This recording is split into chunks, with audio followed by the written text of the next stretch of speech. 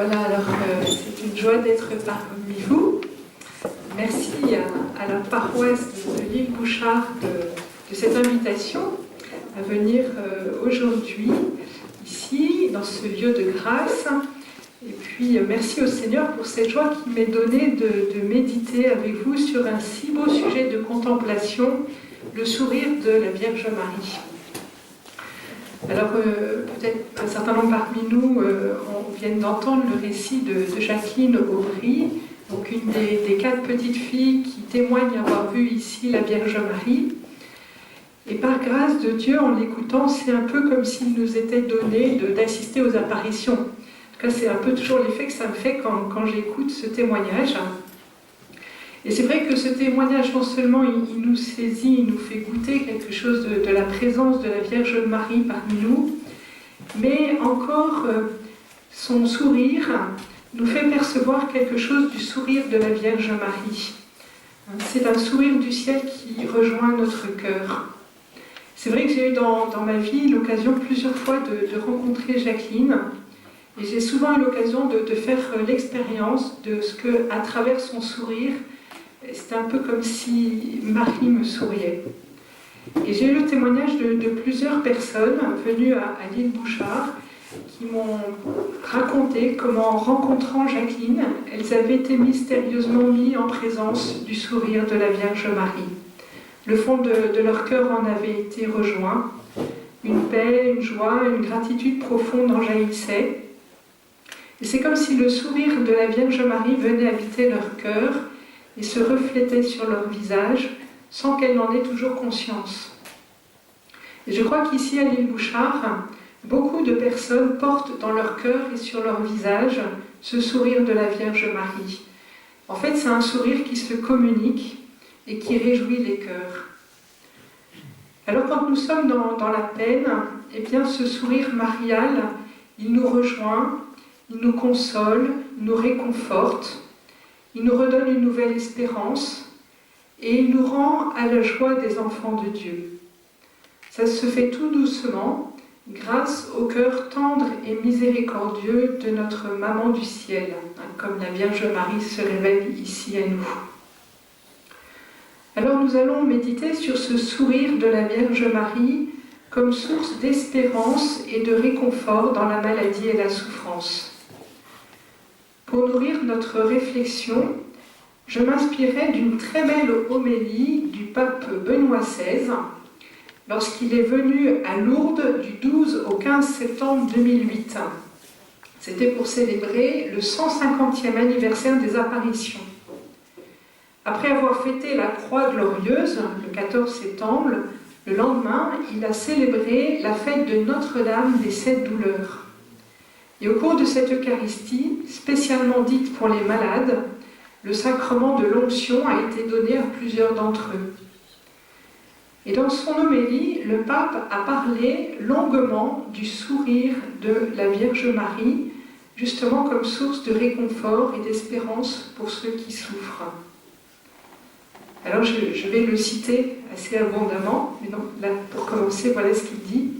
Dans le sourire de la plus éminente de toutes les créatures tournées vers nous, se reflète notre dignité d'enfant de Dieu. Cette dignité qui n'abandonne jamais celui qui est malade. Ce sourire, vrai reflet de la tendresse de Dieu, est la source d'une espérance invincible. Et donc le pape Benoît nous invite à en faire l'expérience personnelle et aussi à l'offrir à ceux qui souffrent. Voilà, alors on va essayer de voir comment c'est possible, parce que ça paraît quand même un peu dingue. Alors c'est surtout à la lumière de la foi, et particulièrement de cette homélie, que je vais essayer de vous parler du sourire de la Vierge Marie, mais je vous en dirai aussi bien sûr quelques mots à travers mon expérience auprès des malades, en tant que médecin, mais aussi en tant qu'accompagnant de malades dans le cadre de l'aumônerie d'une maison de retraite. Souvent, dans l'exercice même de ma profession, le sourire de la Vierge Marie se rend présent d'une manière ou d'une autre. Et je dirais qu'il ouvre nos cœurs et nous fait goûter la présence de Dieu. Et donc j'essaierai de vous en donner quelques témoignages. Voilà, mais pendant que je parle, je dirais confions-nous bien à la Vierge Marie et à l'Esprit Saint pour que je puisse vous dire vraiment les paroles dont vous avez besoin. Que chacun de nous puisse trouver le sourire de notre maman du ciel, puisse le recevoir peut-être d'une manière nouvelle et trouver en ce sourire une nouvelle espérance et le réconfort dont chacun a besoin. Alors je vais parcourir 3 parties. Dans la première, on va prendre le temps de contempler le sourire de la Vierge Marie, notamment dans les Écritures. Dans une deuxième partie, on essaiera de voir un peu plus concrètement comment accueillir le sourire de Marie dans nos propres vulnérabilités, dans nos propres zones de fragilité. Et puis enfin, dans la troisième partie, on regardera comment porter le sourire de la Vierge Marie aux malades et à ceux qui souffrent. Alors d'abord, comment contempler, prenons le temps de contempler ce sourire de la Vierge Marie. Eh bien, il prend sa source dans la méditation des Écritures saintes et notamment dans l'Évangile de Jésus-Christ, puisqu'elle est la mère de notre Seigneur. C'est au pied de la croix de son Fils que la Vierge Marie reçoit la mission d'être aussi notre mère. Mission qu'elle a pleinement accueillie et qu'elle continue d'accomplir avec une tendresse toute maternelle et une délicatesse inouïe à l'égard de chacun. Le pape Benoît XVI exprime magnifiquement ce mystère de la maternité de la Sainte Vierge à l'égard du Christ et des membres de son corps que nous sommes. Je le cite, « Nous avons célébré hier la croix du Christ, l'instrument de notre salut, qui nous révèle dans toute sa plénitude la miséricorde de notre Dieu. La croix est en effet le lieu où se manifeste de façon parfaite la compassion de Dieu pour notre monde. Aujourd'hui, en célébrant la mémoire de Notre-Dame des Douleurs, nous contemplons Marie qui partage la compassion de son Fils pour les pécheurs. Comme l'affirme saint Bernard, la mère du Christ est entrée dans la passion de son Fils par sa compassion. Alors la compassion, ça veut dire souffrir avec. C'est une forme d'amour miséricordieux. La miséricorde au sens étymologique, c'est un cœur qui se penche sur la misère. Et Fénelon disait, la compassion est un amour qui s'afflige du mal de la personne qu'on aime. La compassion nous pousse à nous rendre proches de la personne aimée, à entrer dans la compréhension de sa peine et lui offrir les soulagements nécessaires. Dire que le Christ est miséricordieux et compatissant pour nous sur la croix, c'est dire qu'il n'a rien épargné pour nous sauver du péché. Pour nous libérer du mal, il nous a montré le chemin d'un amour qui demeure même dans les souffrances les plus extrêmes. Jésus dit à Sainte Catherine de Sienne, « Ce ne sont pas les clous qui me retenaient sur la croix, mais l'amour. » Par sa parole, « Père, pardonne-leur, ils ne savent pas ce qu'ils font », Jésus nous a manifesté sa miséricorde infinie et nous a ouvert à tous l'accès au ciel. Au bon larron repentant, Jésus a dit cette belle parole « Aujourd'hui tu seras avec moi dans le paradis ». Ainsi le premier arrivé au ciel, eh bien c'est un brigand. Je trouve que c'est une très bonne nouvelle. Je me dis que nous avons aussi nos chances. La bonne nouvelle, la Vierge Marie a été émue de compassion par la souffrance de son Fils. Et elle a voulu partager ses souffrances en demeurant auprès de lui pour le consoler et le réconforter. Vous savez, dans la compassion, la vraie compassion, il y a 2 aspects. Il y a un aspect de consolation. Tu n'es pas seul, tu es compris et aimé dans ce que tu vis, en particulier dans ce qui fait ta peine maintenant. Et puis, il y a un aspect d'encouragement. Courage, sois fort, il y a un avenir et une espérance pour toi. Eh bien, la Vierge Marie, au pied de la croix, elle portait ces 2 dimensions. À la fois, elle consolait Jésus par sa présence aimante, et en même temps, elle l'encourageait à aller jusqu'au bout de sa mission. Il y a une très belle préfiguration de cela dans l'Ancien Testament.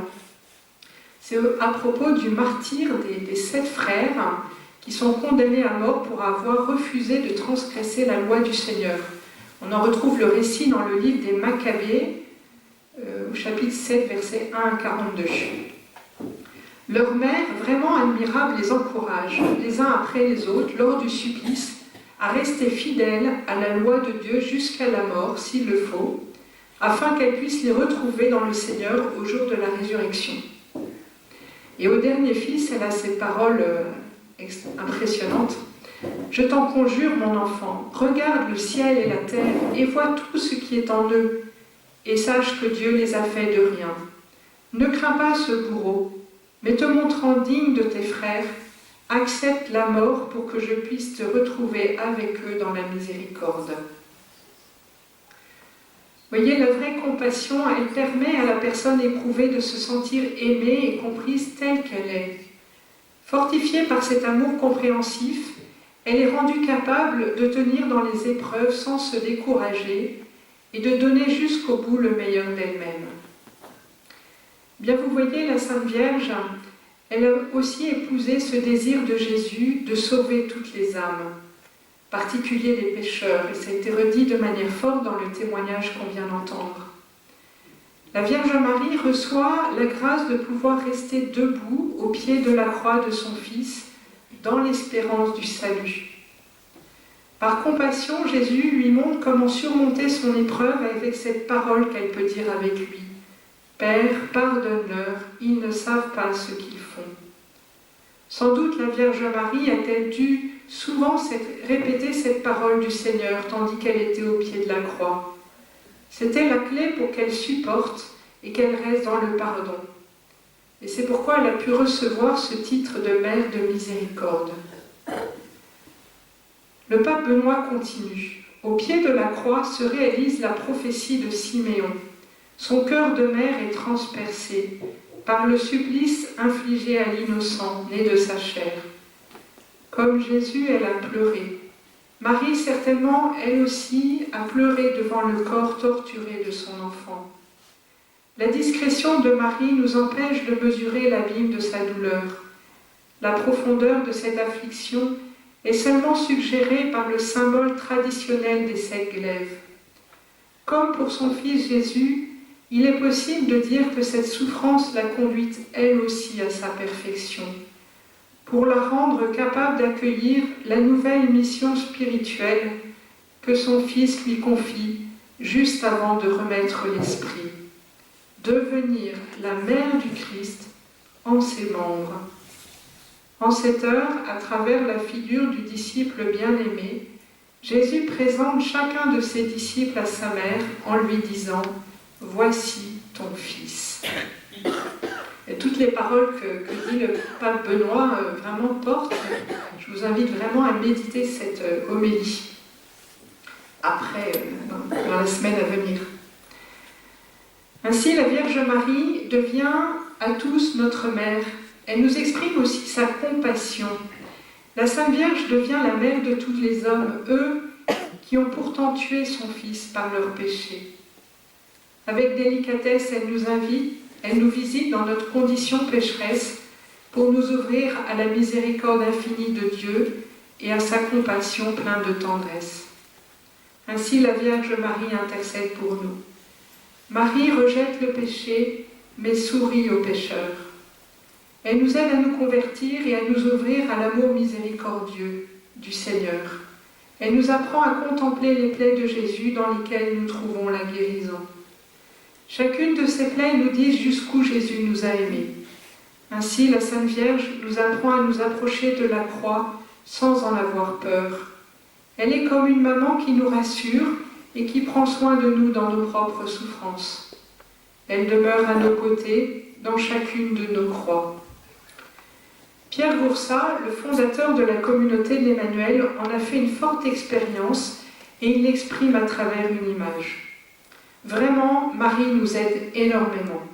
Je me souviens, quand j'étais petit, j'avais une grande confiance dans ma mère et je devais être opérée de l'appendicite. Mon petit frère avait été opéré avant. Cela avait été une opération qui avait très mal marché. Le petit frère en question était mort, dramatiquement. Quelques mois après, ce n'était pas très drôle que je me fasse opérer. On ne pouvait pas me raconter des histoires en me disant « non, ce n'est pas grave ». Finalement, maman a obtenu qu'elle vienne à la salle d'opération me tenir la main au moment où on m'endormait. Eh bien, j'étais tout détendue, et après elle me disait « mais tu ne m'as même pas fait de pression, tu étais tout détendu ». Et j'ai répondu « ben oui, puisque tu m'avais dit que je ne souffrirais pas, j'avais confiance. » Alors c'est ça, avec Marie, on a confiance. C'est vraiment notre mère, et puis donc tout est simple. Vous voyez, la Vierge Marie a été profondément touchée par la compassion de Jésus à l'égard du bon larron, notamment quand il lui a dit « Aujourd'hui tu seras avec moi dans le paradis ». J'aime à penser que les 3 paroles de Jésus en croix que rapporte saint Luc dans son évangile sont des paroles qui ont particulièrement touché la Vierge Marie. Vous savez, saint Luc, il était bien informé de ce que Jésus a vécu dans son enfance, et il semble bien que ou il ait eu directement un contact avec la Vierge Marie, ou bien qu'il ait rencontré quelqu'un qu'il ait bien connu, et donc il a su des choses que seule Marie avait pu dire. Voyez. Et c'est le seul dans son évangile à rapporter les 3 paroles qu'il donne de Jésus en croix, qui sont « Père, pardonne-leur, ils ne savent pas ce qu'ils font », c'est le bon larron, aujourd'hui tu seras avec moi dans le paradis. Et le 3e, c'est Père, en tes mains je remets mon esprit.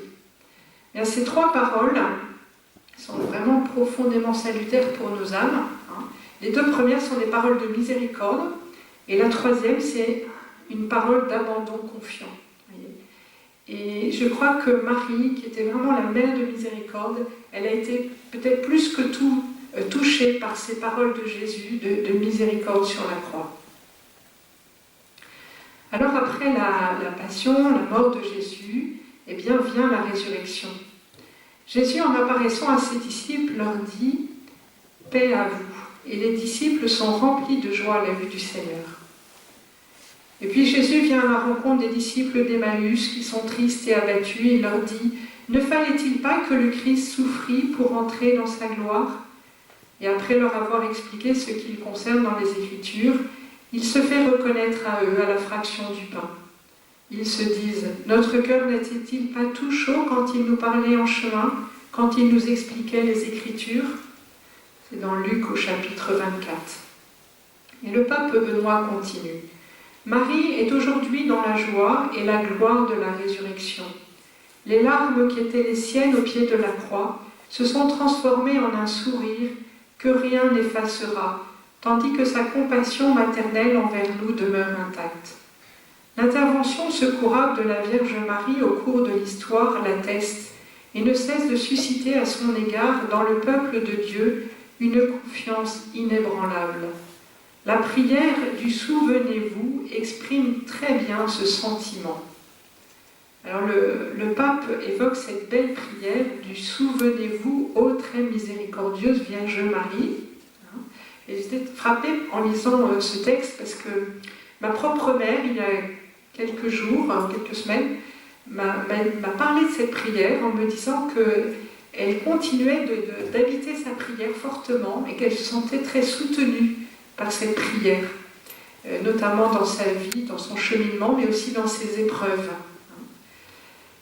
Et vous savez, quelquefois, la plus grande des souffrances qu'on peut avoir, c'est de se savoir pauvre et pécheur. Alors n'hésitons pas à nous tourner avec confiance vers notre maman du ciel et à lui dire cette belle prière de Saint Bernard. Je vais vous la relire. Souvenez-vous, ô très miséricordieuse Vierge Marie, qu'on n'a jamais entendu dire qu'aucun de ceux qui ont eu recours à votre protection, imploré votre assistance ou réclamé vos suffrages ait été abandonné. Animée de cette confiance, ô Vierge des Vierges, ô ma mère, je viens vers vous, et gémissant sous le poids de mes péchés, je me prosterne à vos pieds. Ô Mère du Verbe incarné, ne méprisez pas mes prières, mais écoutez-les favorablement et daignez les exaucer. Amen. Alors n'hésitons pas, je dirais autant que nécessaire, et puis surtout quand on est dans le pétrin, à redire cette prière. Vous verrez comment la Vierge Marie viendra promptement s'occuper de vous. Elle ne le fera peut-être pas comme vous l'imaginez, mais elle agira très réellement et sans tarder pour vous montrer sa présence et son amour maternel. Le pape Benoît continue. Marie aime chacun de ses enfants, portant d'une façon particulière son attention sur ceux qui, comme son Fils, à l'heure de sa passion, sont en proie à la souffrance. Elle les aime tout simplement parce qu'ils sont ses fils, selon la volonté du Christ sur la croix. Marie s'est tenue debout au pied de la croix de son Fils, et mystérieusement, elle se tient debout au pied de chacune de nos croix. Dans chacune de nos vies, elle reconnaît la mystérieuse présence de son Fils et nous aime comme étant une part de lui-même. Jésus n'a-t-il pas dit « Ce que vous faites au plus petit d'entre les miens, c'est à moi que vous le faites ». Et donc Marie, elle vit parfaitement cette parole. Pour découvrir la tendresse de cette mère incomparable, le pape Benoît XVI nous invite à contempler le sourire de la Vierge Marie comme l'ont fait les premiers chrétiens.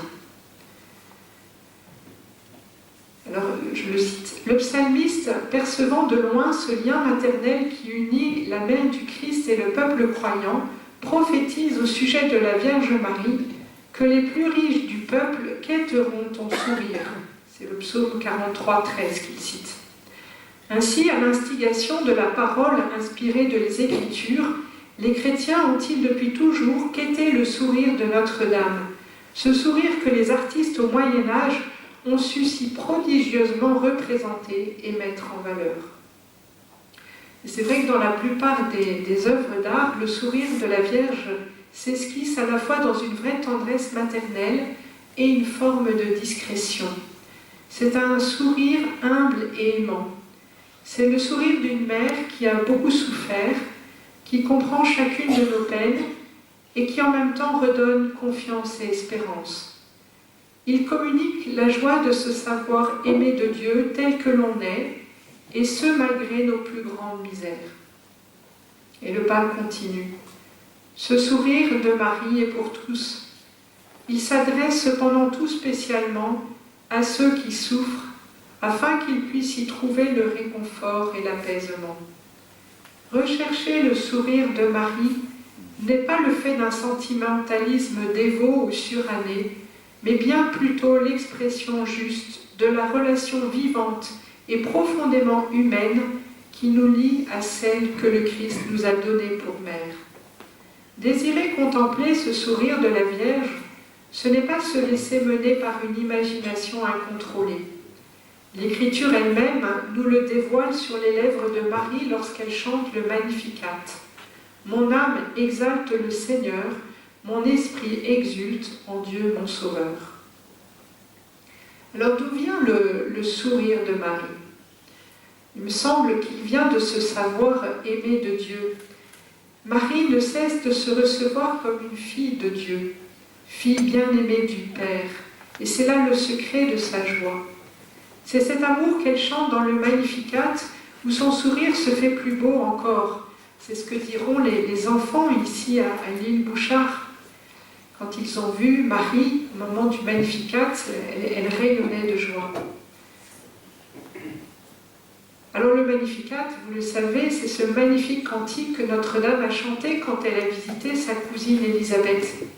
Celle-ci venait de reconnaître en elle la mère de son Seigneur. « Bénie es-tu entre les femmes, et béni le fruit de ton sein. Que m'est-il donné que vienne à moi la mère de mon Seigneur ?» s'écrie Élisabeth, toute remplie de l'Esprit Saint. Elle s'étonne que Marie vienne la visiter, et elle ajoute « Vois-tu, dès l'instant où ta salutation a frappé mes oreilles, l'enfant a tressailli d'allégresse en mon sein. » C'est au moment du tressaillement du petit Jean-Baptiste en elle qu'Élisabeth a été remplie de l'Esprit Saint. Elle dit encore à la Vierge qui vient la visiter « Oui, bienheureuse celle qui a cru en l'accomplissement de ce qui lui a été dit de la part du Seigneur. » À l'île Bouchard, Jacqueline nous parle de ce sourire extraordinaire de la Vierge Marie, tandis que la foule chantait le Magnificat. C'était le dernier jour des apparitions, le dimanche 14 décembre 1947. Donc le curé a commencé à chanter le Magnificat, et voilà ce que dit Jacqueline. Pendant le chant du Magnificat, la Sainte Vierge qui nous regardait toujours auparavant ne nous a plus regardés du tout. Elle a tourné pendant tout le chant du Magnificat ses beaux yeux bleus vers le ciel, et alors là, une joie, elle était débordante, rayonnante de bonheur, et on sentait en elle une prière. Elle ne remuait pourtant pas les lèvres, mais c'était une prière qui sortait du cœur, de son âme, si bien que toutes les quatre, nous avions le cœur tout rempli. La Sainte Vierge nous communiquait sa joie. Et Jacqueline fait cet autre commentaire, c'est tellement riche qu'elle n'arrivait pas à le dire en une seule fois. Dès le mot Magnificat, la Sainte Vierge ne nous regarde plus. Ses beaux yeux bleus sont levés vers le ciel. Son visage est ravissant, plus que jamais il respire le bonheur. Il est illuminé d'un sourire merveilleux. Il me semble que de son âme monte une prière vers le ciel. Jamais encore je n'ai vu la Vierge aussi belle. Elle est resplendissante de bonheur. Ce bonheur immense gagne mon cœur. Je souris à la Sainte Vierge et mon cœur bat si fort que je presse ma main dessus. Chaque moment où j'ai vu la Sainte Vierge a été un moment extraordinaire, mais sa vision pendant le Magnificat m'a profondément marquée. Alors cette expérience de Jacqueline, eh bien, nous pouvons aussi d'une certaine manière la vivre, comme nous l'indique le pape Benoît. Quand la Vierge Marie rend grâce au Seigneur, elle nous prend à témoin. Marie partage comme par anticipation avec ses futurs enfants que nous sommes la joie qui habite son cœur, pour qu'elle devienne la nôtre. Chaque récitation du Magnificat fait de nous des témoins de son sourire. Alors, retenez bien cette parole. Chaque récitation du Magnificat fait de nous des témoins de son sourire. Autrement dit, quand nous louons le Seigneur pour toutes les merveilles qu'il accomplit dans notre vie, quand avec la Sainte Vierge nous chantons le Magnificat, eh bien nous entrons dans le sourire de Marie. Nous recevons son sourire et nous pouvons alors le porter autour de nous, même si on ne se rend pas compte. Ainsi, chaque récitation du Magnificat fait de nous des témoins de son sourire. Alors, à Lourdes, dont nous fêtons aujourd'hui précisément le 160e anniversaire des apparitions, la petite Bernadette a été particulièrement touchée par ce sourire de la belle dame, lui apparaissant dans la grotte de Massabielle, la grotte aux cochons. Ainsi le souligne le pape Benoît. Ici, à Lourdes, au cours de l'apparition qui eut lieu le mercredi 3 mars 1858, Bernadette contempla de manière toute particulière ce sourire de Marie. Ce fut la première réponse que la belle dame donna à la jeune voyante qui voulait connaître son identité. Avant de se présenter à elle quelques jours plus tard comme l'Immaculée Conception, Marie lui fit d'abord connaître son sourire, comme étant la porte d'entrée la plus appropriée à la révélation de son mystère. Ce jour-là, Bernadette demandait à Marie son nom et Marie ne faisait que lui sourire. Alors maintenant, je vous propose d'aborder la deuxième partie, accueillir le sourire de la Vierge Marie dans nos propres vulnérabilités. Le sourire dans la vie, il n'y a rien qui dise plus la gratuité de l'amour. On sait tous le prix d'un sourire, surtout quand on souffre. Je vais vous lire un petit texte de Raoul Follereau qui nous en dit toute la richesse. Vous connaissez peut-être ce texte. Un sourire ne coûte rien et produit beaucoup. Il enrichit celui qui le reçoit sans appauvrir celui qui le donne. Il ne dure qu'un instant, mais son souvenir est parfois éternel. Personne n'est assez riche pour s'en passer. Personne n'est assez pauvre pour ne pas le mériter. Il crée le bonheur au foyer, soutient les affaires. Il est le signe sensible de l'amitié. Un sourire donne du repos à l'être fatigué, donne du courage au plus découragé. Il ne peut ni s'acheter, ni se prêter, ni se voler. car c'est une chose qui n'a de valeur qu'à partir du moment où il se donne. Et si toutefois vous rencontrez quelqu'un qui ne sait plus sourire, soyez généreux, donnez-lui le vôtre, car nul n'a autant besoin d'un sourire que celui qui ne peut en donner aux autres. Le sourire, c'est beau, mais le sourire d'une mère, c'est encore plus merveilleux. Plus que tout autre sourire, il est capable de consoler, de tendresse et de pardon. En se penchant sur les misères de son enfant, le cœur maternel est fait pour redonner de l'espérance. Si les mères ont des dispositions particulières à la miséricorde et à la compassion, elles ont aussi parfois leurs limites et leurs impuissances. Aussi, quand nous souffrons beaucoup, quand nous nous sentons seuls et abandonnés, on peut avoir le sentiment que Dieu nous a oubliés. Ainsi l'exprime Isaïe dans son livre. Jérusalem disait « Le Seigneur m'a abandonné, le Seigneur m'a oublié. » Mais le Seigneur lui répondit « Est-ce qu'une mère peut abandonner son petit enfant, ne pas chérir le fruit de ses entrailles, même si elle pouvait oublier? Moi, je ne t'oublierai pas.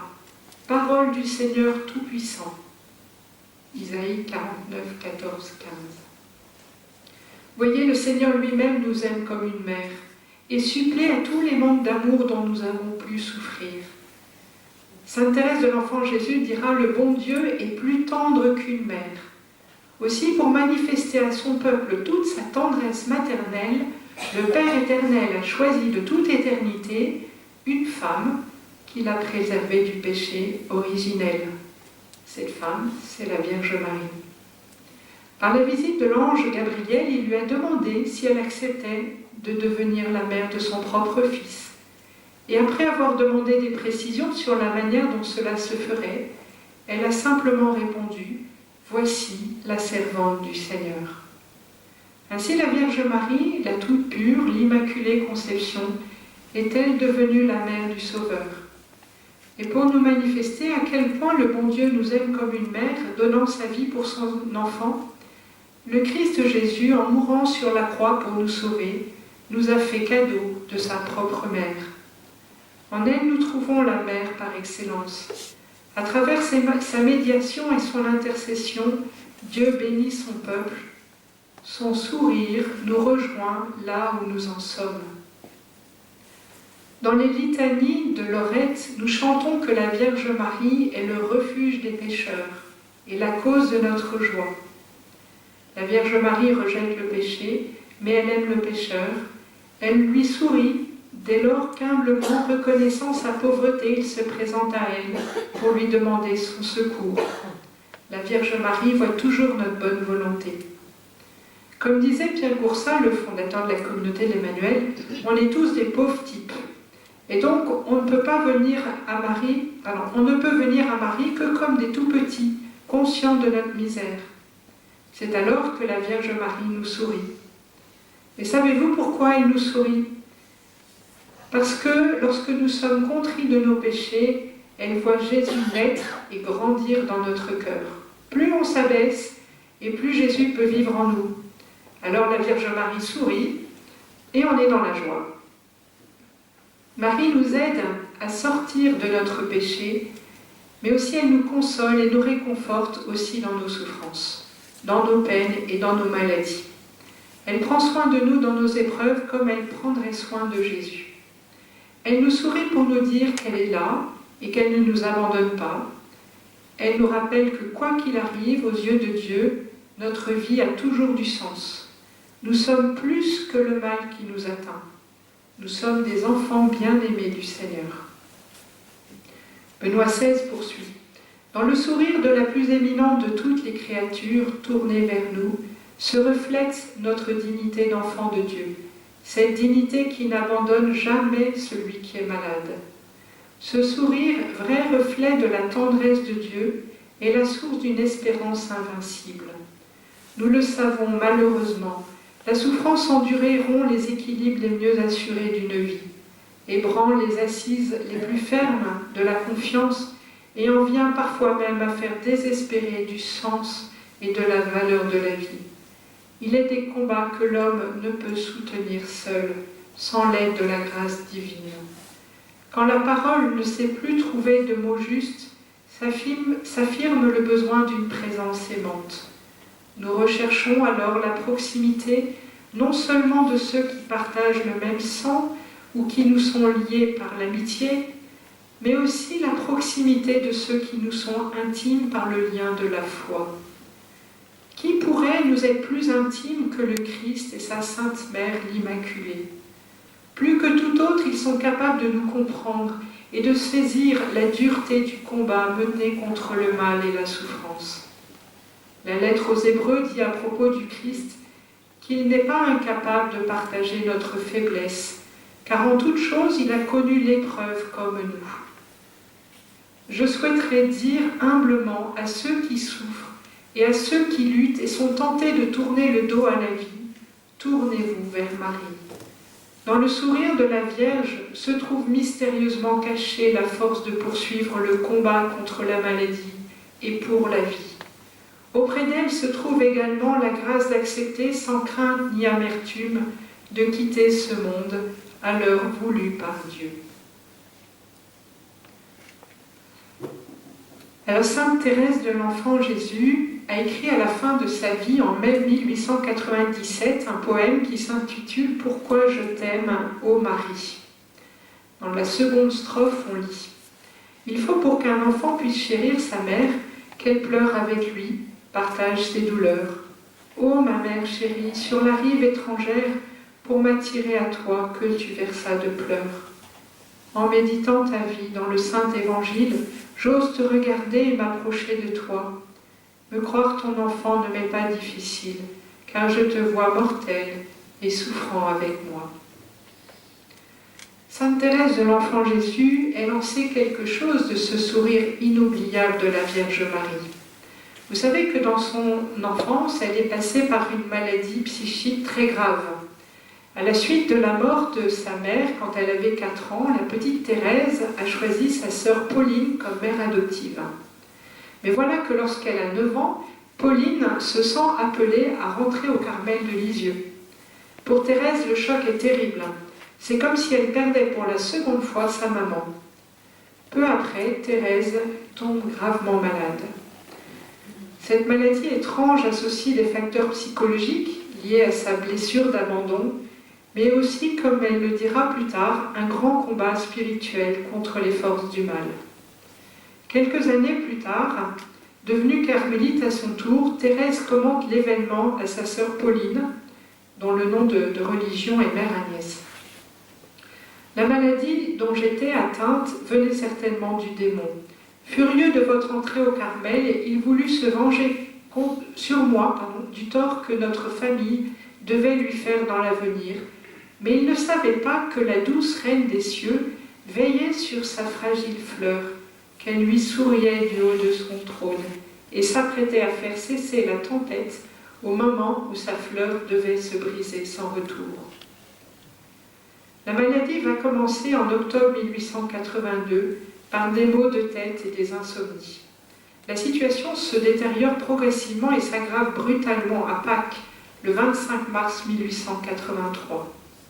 Elle est prise de tremblements et doit s'aliter tandis que son père est à Paris. Son état mental s'aggrave. Elle oscille entre des états de demi-conscience et des moments de grande frayeur. On commence à craindre le pire. Sa maladie mentale s'aggrave au fil des semaines. La statue de la Vierge est installée dans la chambre de Thérèse qui raconte « Nous étions au beau milieu du mois de mai, toute la nature se parait de fleurs et respirait la gaieté. Seule la petite fleur languissait et semblait à jamais flétrie. Cependant, elle avait un soleil auprès d'elle. Ce soleil était la statue miraculeuse de la Vierge Marie, qui avait parlé 2 fois à maman, et bien souvent la petite fleur tournait sa corolle vers cet astre béni. » Alors c'est vrai que la mère de Thérèse, Zélie, avait eu des grâces de consolation très fortes en priant devant cette statue qui accompagnait la famille, notamment à la suite de la mort dramatique de leur fille Hélène, âgée de 5 ans. Alors la situation de Thérèse s'aggrave et son père écrit à Paris pour faire dire une neuvaine de messe à Notre-Dame des Victoires pour demander la guérison de Thérèse. Et elle raconte: il fallait un miracle, et ce fut Notre-Dame des Victoires qui le fit. Il se produit précisément le dimanche 13 mai, jour de la Pentecôte, tandis que la neuvaine s'achevait. Thérèse était très mal intérieurement et ne cessait de répéter « Mama, mama ». Sa sœur aînée, Marie, ne savait plus quoi faire pour la soulager. Thérèse ne semblait plus voir son entourage.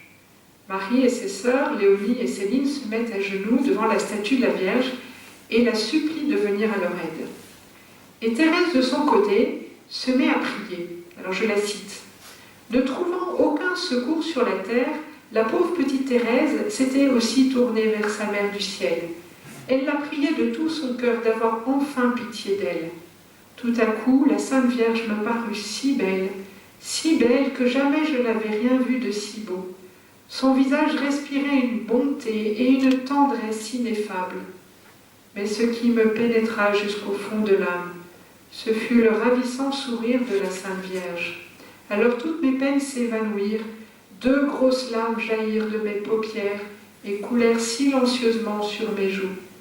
Mais c'étaient des larmes d'une joie sans mélange. Ah, pensais-je, la Sainte Vierge m'a souri, que je suis heureuse. Thérèse rencontre alors le regard de sa sœur aînée, qui s'appelle Marie, qui la regardait avec amour. Elle semblait émue et paraissait se douter de la faveur que la Sainte Vierge m'avait accordée. Ah, c'était bien elle, à ces prières touchantes, que je devais la grâce du sourire de la Reine des cieux. En voyant mon regard fixé sur la Sainte Vierge, elle s'était dit « Thérèse est guérie. Oui, la petite fleur allait renaître à la vie. » C'est ainsi que petit à petit, la petite Thérèse va aller de mieux en mieux et reprendre une vie normale. Ce sourire de la Vierge Marie va illuminer toute son existence. Et comme on lui pose des questions un peu indiscrètes sur la grâce reçue, elle commence à avoir des doutes dans les semaines qui suivent. Elle se demande si elle n'a pas rêvé et elle en garde une peine intérieure. C'est 4 ans plus tard, quand elle ira voir le pape à Rome pour demander son entrée au Carmel à l'âge de 15 ans, qu'elle en est libérée. Elle passe à ce moment-là à Paris avec son père. Ils se rendent à Notre-Dame des Victoires. Et c'est là qu'elle va être guérie de ses doutes. Notre-Dame des Victoires, ah, ce que j'ai senti à ses pieds, je ne pourrais le dire. Les grâces qu'elle m'accorda m'émurent si profondément que mes larmes seules traduisirent mon bonheur, comme au jour de ma première communion. La Sainte Vierge m'a fait sentir que c'était vraiment elle qui m'avait souri et m'avait guéri. J'ai compris qu'elle veillait sur moi, que j'étais son enfant, aussi que je ne pouvais plus lui donner que le nom de maman, car il me semblait encore plus tendre que mère. Avec quelle ferveur ne l'ai-je pas prié de me garder toujours. Ainsi, Thérèse a fait l'expérience du sourire de la Vierge Marie qui vient la guérir, tandis qu'elle se trouvait dans une grande détresse. Dès lors, la statue familiale fut dénommée la Vierge du Sourire. Et sainte Thérèse parle encore de ce sourire de Marie dans la dernière strophe de sa poésie « Pourquoi je t'aime, ô Marie ?» Celle-ci a été écrite quelques semaines avant sa mort. Bientôt, je l'entendrai, cette douce harmonie. Bientôt, dans le beau ciel, je vais aller te voir. Toi qui vins me sourire au matin de ma vie, viens me sourire encore, mère, voici le soir. Je ne crains plus l'éclat de ta gloire suprême. Avec toi j'ai souffert et je veux maintenant chanter sur tes genoux pourquoi je t'aime et redire à jamais que je suis ton enfant. Chacun, nous pouvons d'une certaine manière nous laisser visiter par le sourire de la Vierge Marie dans nos épreuves et dans nos peines. Un simple « Je vous salue Marie » peut nous le faire goûter. La prière du chapelet est une voie privilégiée pour le vivre plus profondément. Et les pèlerinages dans les sanctuaires comme celui de l'île Bouchard, de Lourdes, nous aident à en faire l'expérience. La Vierge Marie entend toutes nos peines et nous y rejoint. Elle nous montre que notre vie garde du sens et est appelée à une belle fécondité dans le Seigneur. Plus nous nous sentons inutiles et misérables, et plus le Seigneur peut se servir de nous pour accomplir ses œuvres.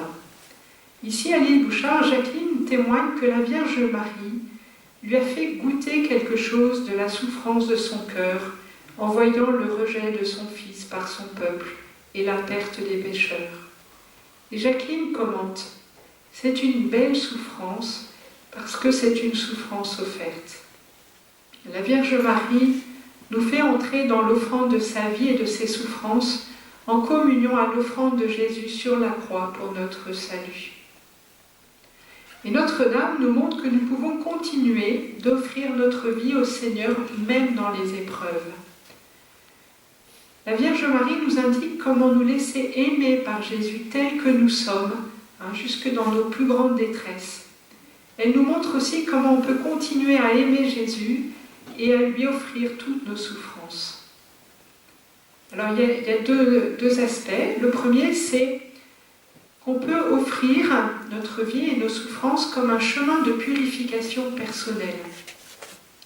Bien souvent, nous ne trouvons pas de raison à nos souffrances. On a beau chercher, vous savez, quand on souffre beaucoup, on se dit pourquoi moi, on a beau chercher. Alors parfois, il y a des raisons objectives, mais parfois, bien souvent, on n'en trouve pas. Et c'est vraiment en innocent que nous souffrons telle ou telle maladie.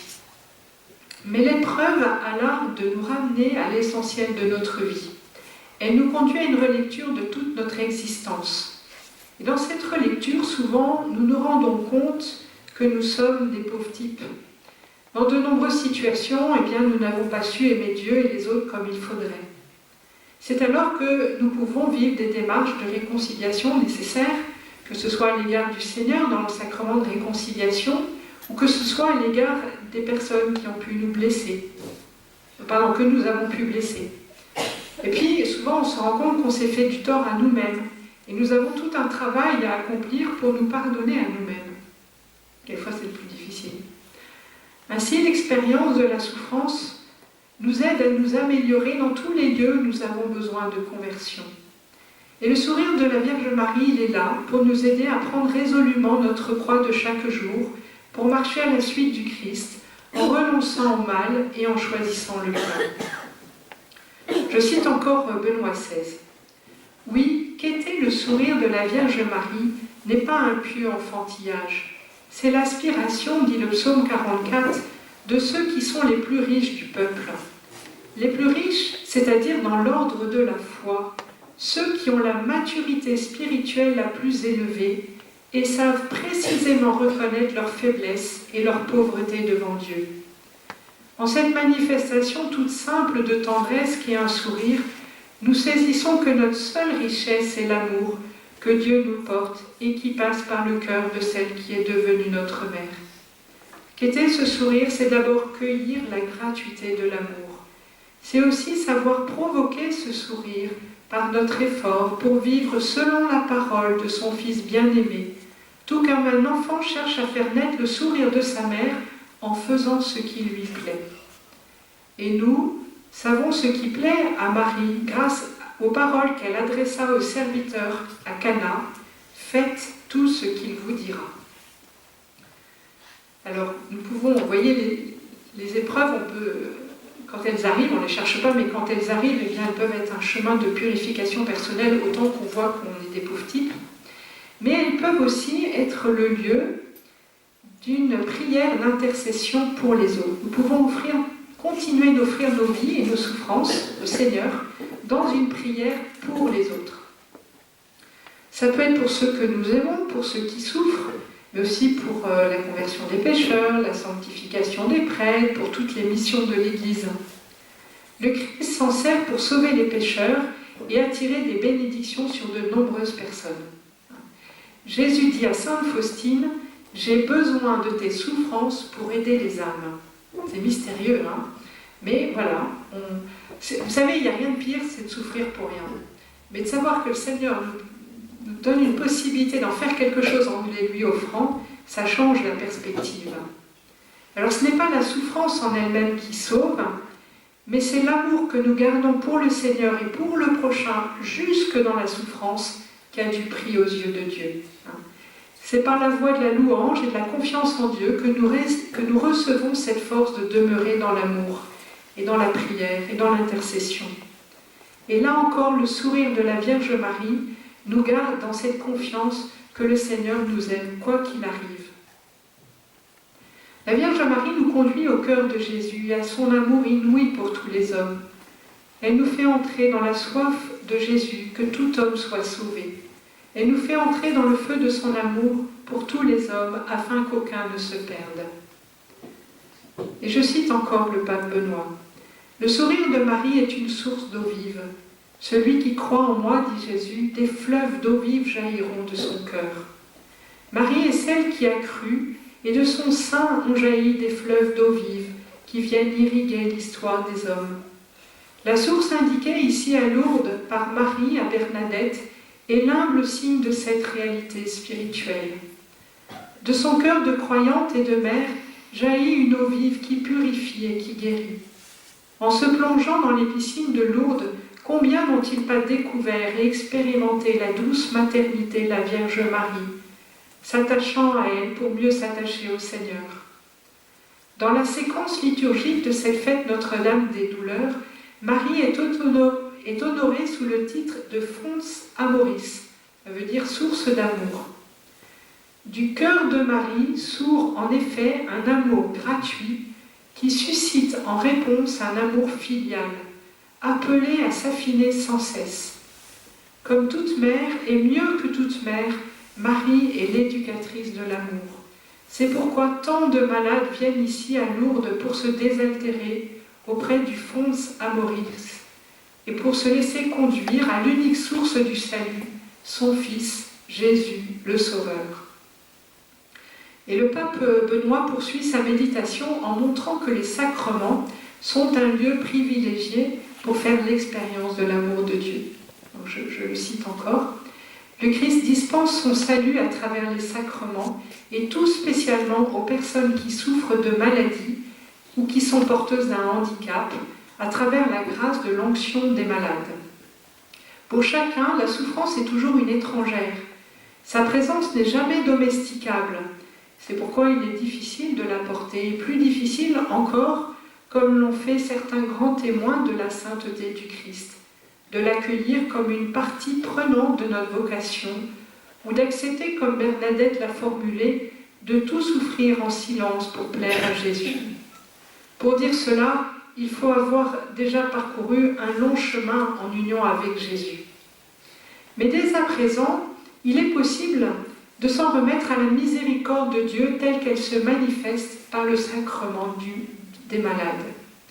Bernadette elle-même, au cours de son existence, souvent marquée par la maladie, a reçu ce sacrement à 4 reprises. La grâce propre à ce sacrement consiste à accueillir en soi le Christ médecin. Cependant, le Christ n'est pas médecin à la manière du monde. Pour nous guérir, il ne demeure pas extérieur à la souffrance éprouvée. Il la soulage en venant habiter en celui qui est atteint par la maladie, pour la porter et la vivre avec lui. La présence du Christ vient rompre l'isolement que provoque la douleur. L'homme ne porte plus seul son épreuve, mais il est conformé au Christ qui s'offre au Père en tant que membre souffrant du Christ, et il participe en lui à l'enfantement de la nouvelle création. Sans l'aide du Seigneur, le joug de la maladie et de la souffrance est cruellement pesant. En recevant le sacrement des malades, nous ne désirons porter d'autre joug que celui du Christ, fort de la promesse qu'il nous a faite, que son joug sera facile à porter et son fardeau léger.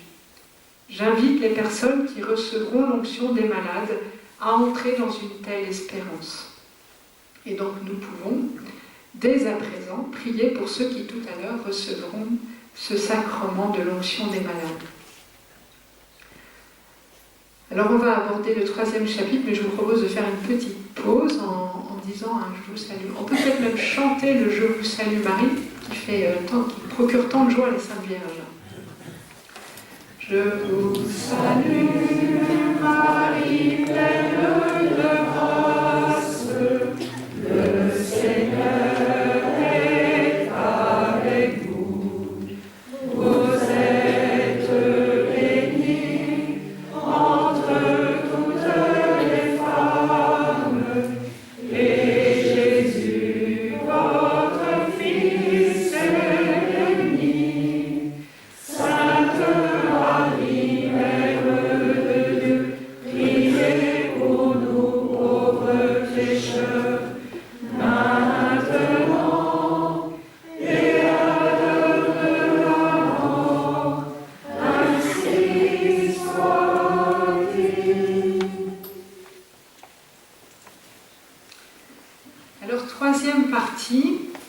porter le sourire de la Vierge Marie aux malades et à ceux qui souffrent.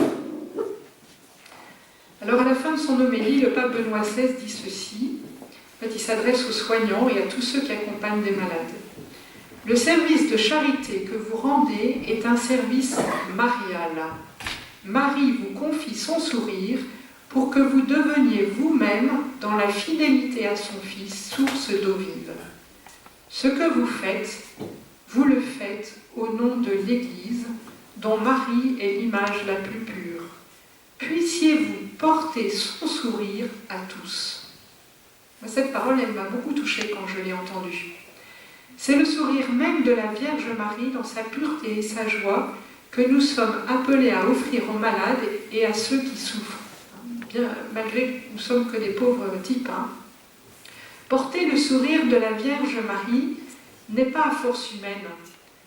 Cela signifie laisser à la Sainte Vierge, toute la place dans nos vies pour qu'elle puisse accomplir à travers notre pauvre humanité ses œuvres de miséricorde à l'égard de Jésus mystérieusement présent en tout homme souffrant.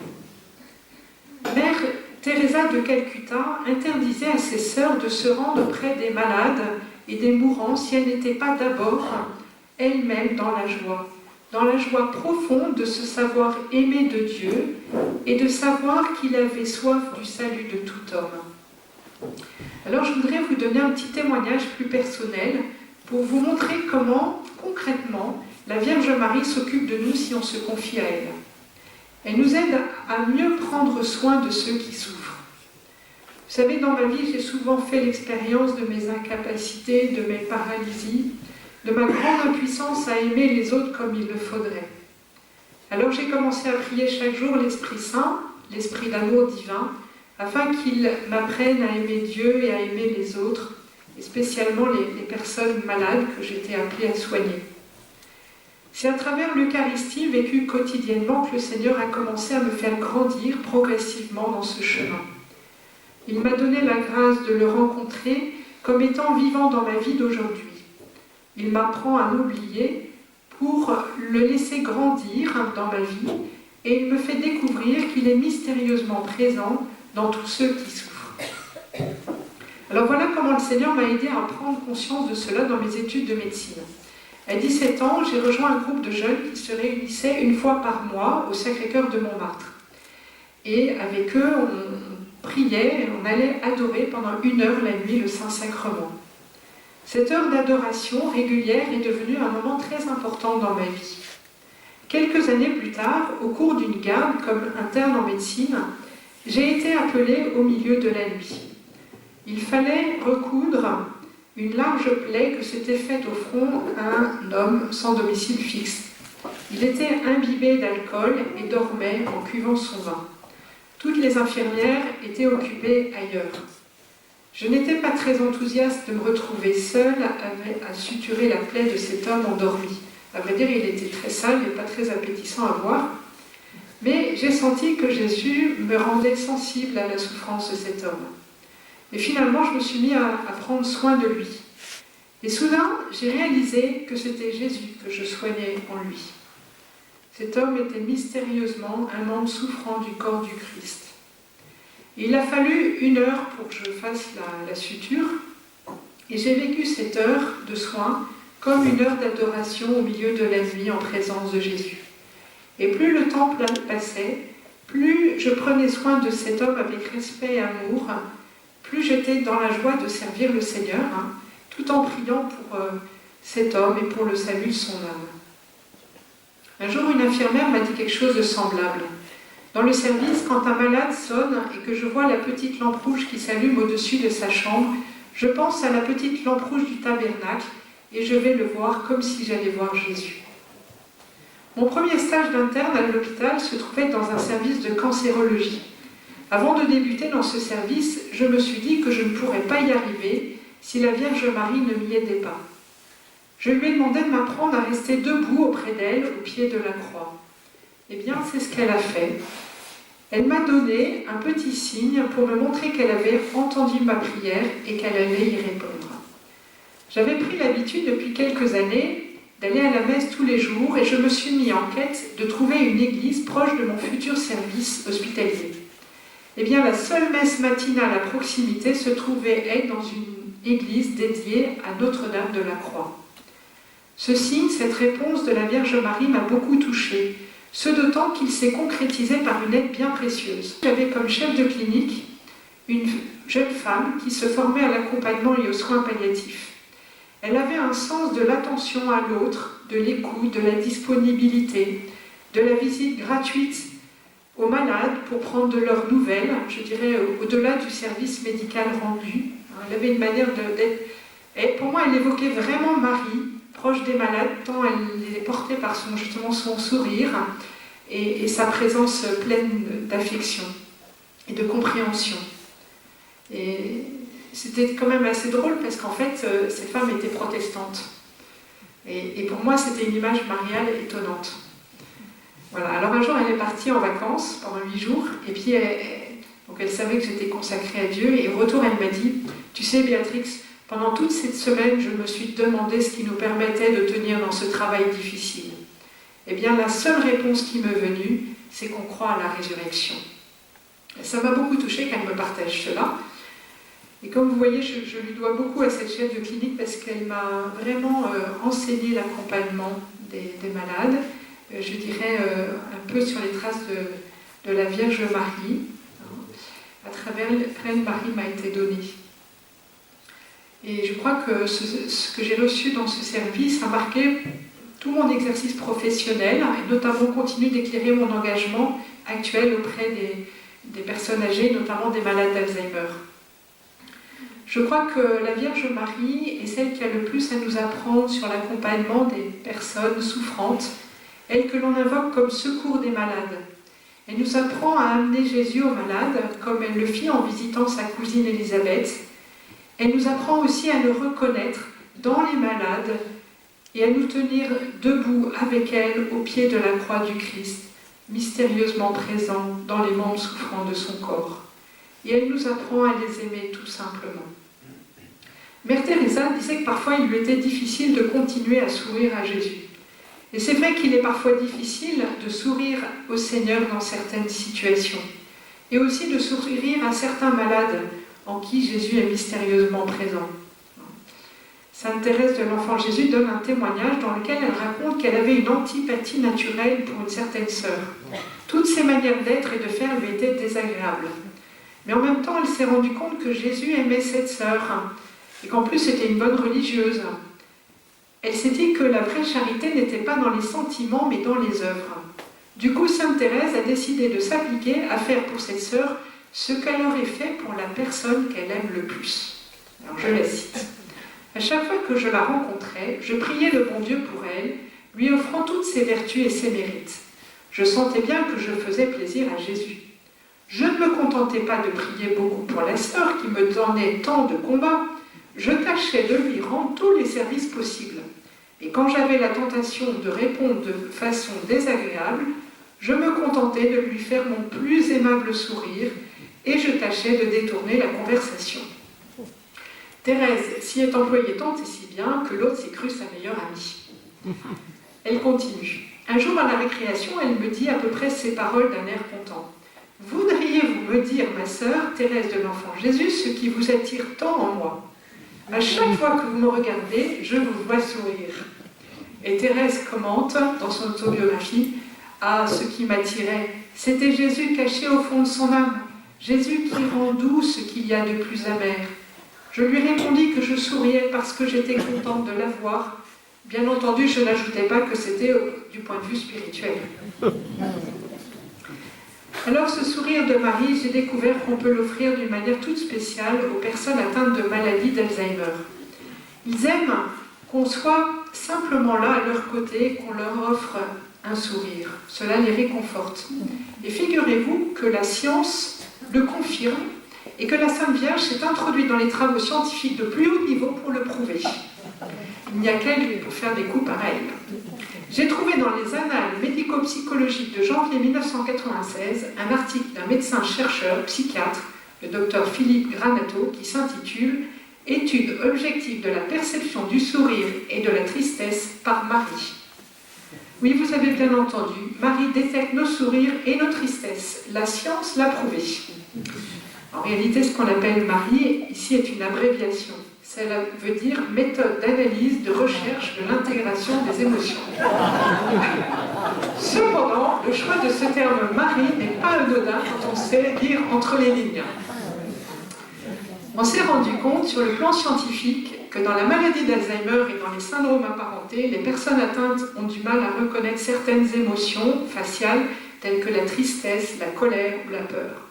C'est pourquoi les malades peuvent interpréter de travers certaines de ces émotions dites négatives et cela peut engendrer des troubles du comportement.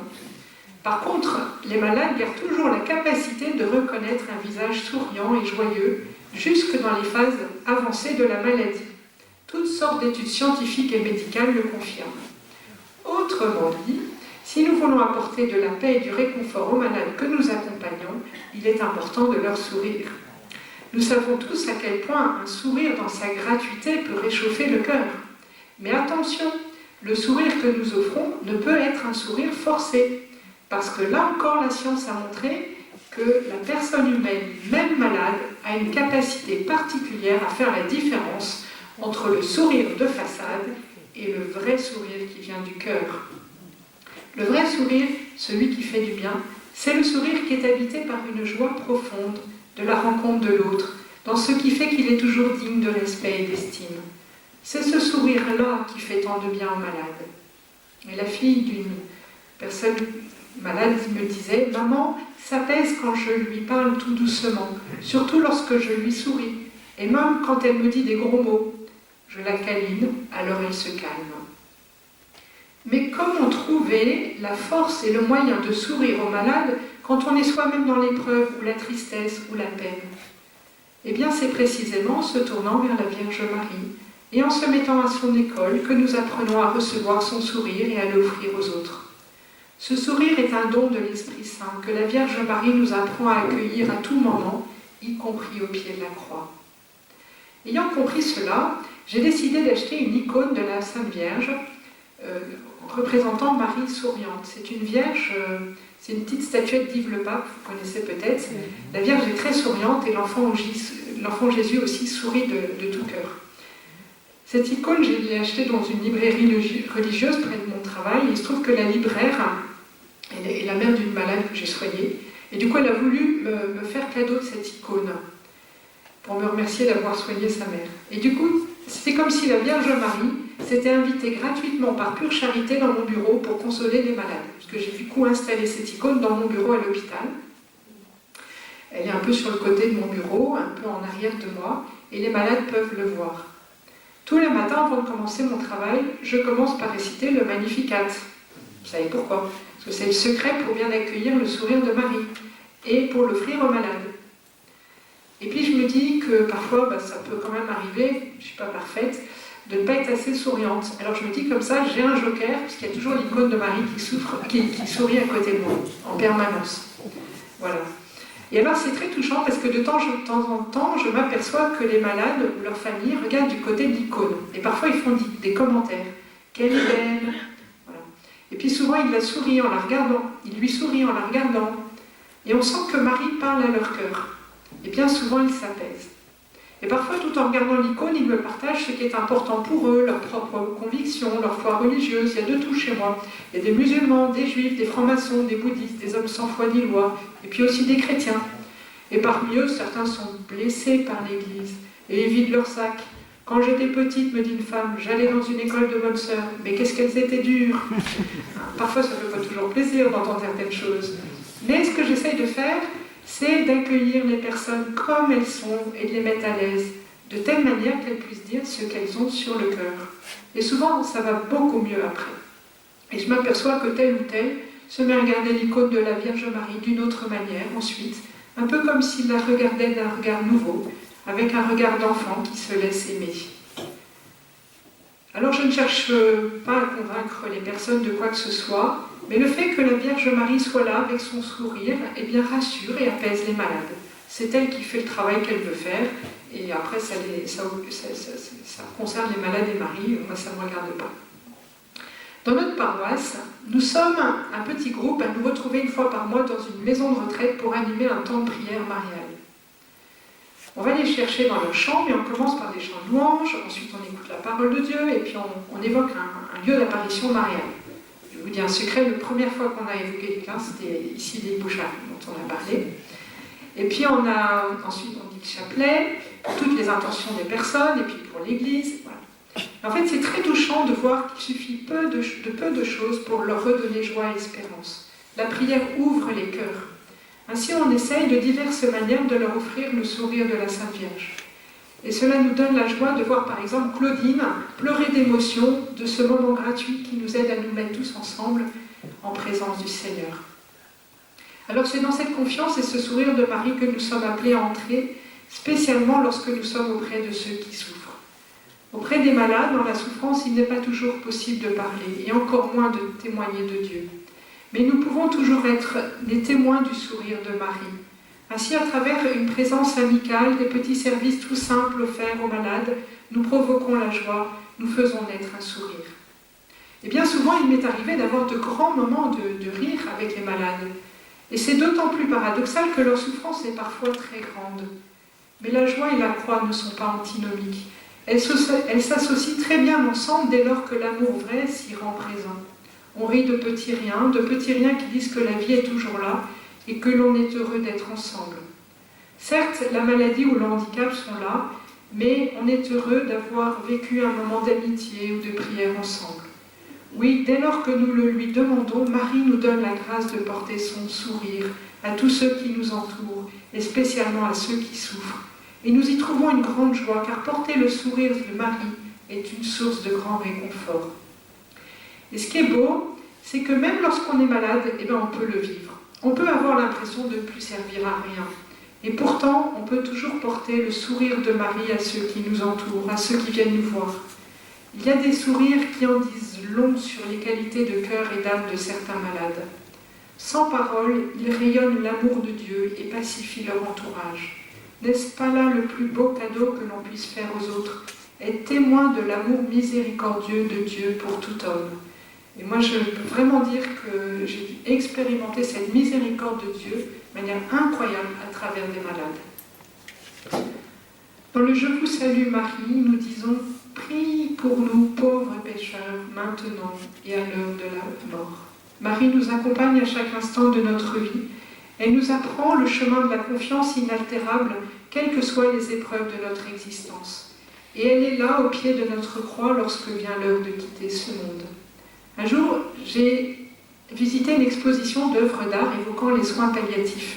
Il y avait une sculpture avec le commentaire suivant.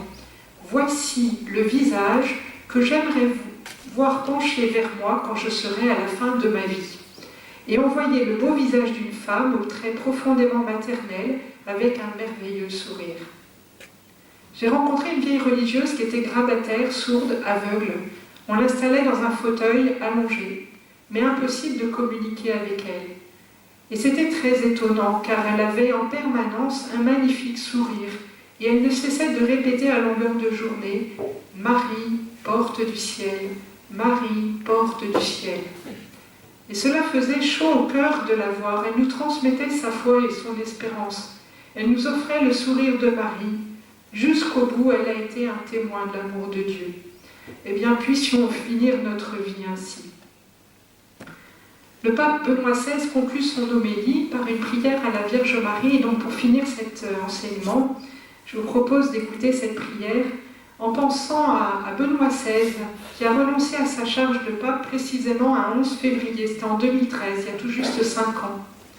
À présent, de manière cachée, il continue d'offrir sa vie, sa prière et ses souffrances pour les intentions de l'Église et la fécondité du ministère du pape François. Bien, prions avec lui et pour lui, la Sainte Vierge.